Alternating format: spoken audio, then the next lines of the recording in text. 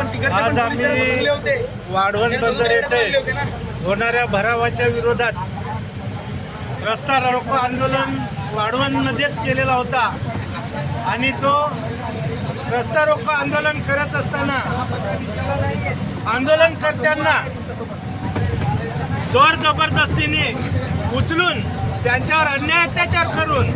महिलांचे कपडे फाटेपर्यंत पुरुषांचे कपडे फाटेपर्यंत अत्याचार या पोलिसांनी केलेला आहे आणि सर्वांना उचलून आज पोलिसांच्या व्हॅनमध्ये घालून आम्हाला पोलीस स्टेशनला घेऊन जात आहेत। म्हणून या पोलिसांचा जे मोदी सरकारचे गुलाम झालेले आहेत, मोदीचा दलाल झालेले आहेत, यांचा आम्ही निषेध करतोय आणि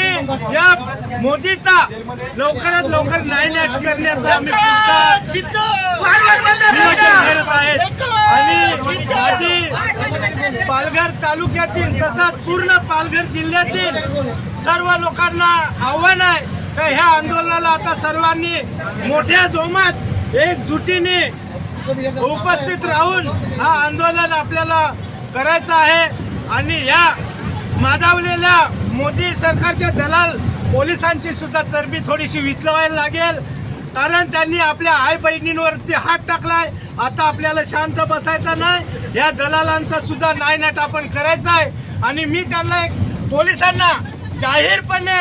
श्राप देतो की आदिवासी आणि तिथल्या भूमिपुत्रांवर आज जो तुम्ही वाढवणमध्ये अन्याय अत्याचार केलाय